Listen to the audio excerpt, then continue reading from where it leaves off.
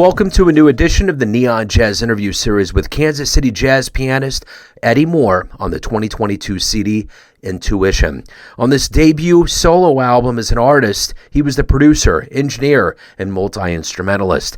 Laying down the piano, bass, synth, and grooves, we discuss how Intuition is a cornucopia of flavors in his time in other bands and an evolution as an artist himself. We get into depth on this album and a little bit more. Enjoy.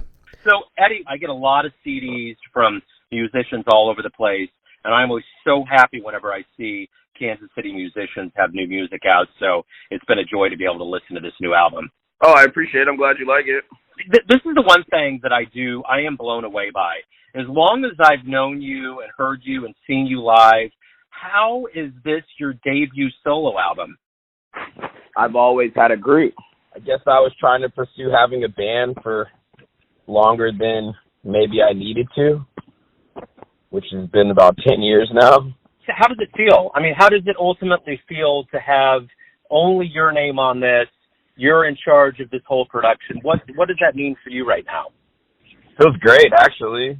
Yeah, feels good. It's I liked having a band, and it was still mostly my creative vision, actually, leading everything. But it feels good. I don't have to check with anyone. I don't have to worry about or always rile the team, for lack of a better term. It's just me and whatever I want to do at the pace I want to do it at, which is usually with a fierce persistence. So yeah, well, from the outside looking in, it seems to me as though this almost seems like a natural evolution of you as a musician to get to this point. So do you feel like you kind of figured out how you roll and where you are as a musician, and this was the right time to do this? Yeah, it was. I think just started listening to the people around me, so I agree. It was definitely the natural evolution. Maybe it should have been done earlier. I don't know if it's the right time. I'm glad I didn't wait any longer. But sometimes I'm hard-headed, and I need to figure things out in a different way, and I need to be, things need to, play out. So, it was right in time. I guess that's why I called it Intuition. I have a very unique talent for seeing around the corner and seeing over the curve. So it had been in my ear, and it made sense.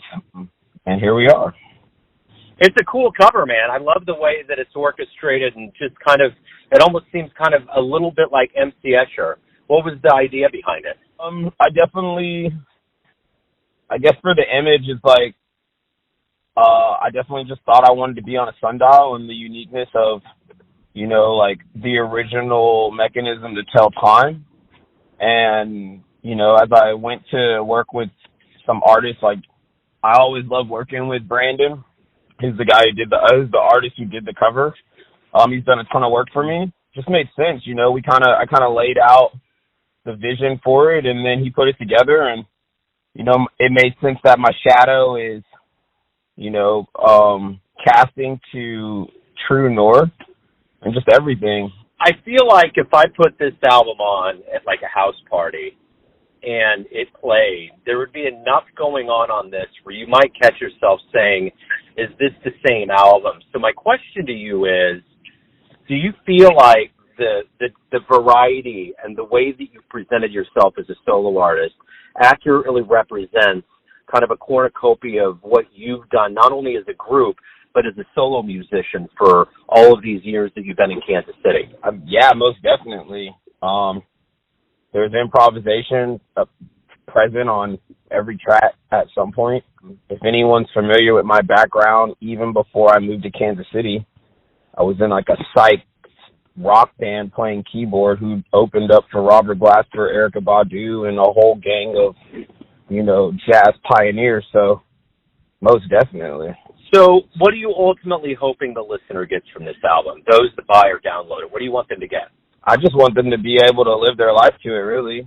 Chill to it, drink coffee to it, go to the skate park to it, relax, not have to overthink and wonder what's going on and count meters and count bars and try to stretch themselves to understand the music, but just enjoy it, and the more that they listen to it, the more that they'll hear the little nuances and intricacies that are present. The one thing about talking to artists about albums that are out is that you've probably moved on.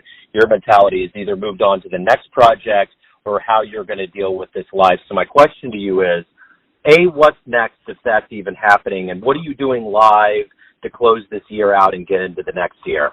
More music from me is definitely next. I'm definitely going to continue moving as a singular artist, collaborating with other artists. It's just a lot more enjoyable and more fun for me overall. As far as live for this year, which is over, pretty much nothing. I'm doing some regular traditional jazz setting things. Moving into next year, the live performance stuff is going to get on the road and just go plant seeds somewhere. You know, I've definitely played every place in our city, which is great. Where is the best place for anyone out there to pick up Intuition, and where can they learn more about anything that's going to happen with you from here on out? The best place to pick it up, if you actually want to own it and download it, is always Bandcamp. It's also available everywhere online where you would stream music. If you wanted to keep in contact with me and everything that I'm doing, you can always go by the website, which is eddiemoremusic.com. And then, follow me on Instagram, and you can have a more in-depth, approach to what I'm doing, communicate with me, and be involved in the music. Wonderful. Eddie, man, it's always great to catch up with you. Great to see this album. I love it. Can't wait to get it on the show. It should be on here in a couple weeks. Good luck with everything, man. I appreciate it. Awesome. Appreciate you. Thanks for listening and tuning in to another Neon Jazz interview, where we give you a bit of insight into the finest players in Houston, Kansas City, and spots all over the world, giving fans all that jazz. Thanks to Eddie for his time, music, and story. If you want to hear more interviews, go to Famous Interviews with Joe Domino in the iTunes Store. Visit neonjazz at youtube.com, and for everything Neon Jazz, go to the neonjazz.blogspot.com. Until next time, enjoy the jazz, my friends.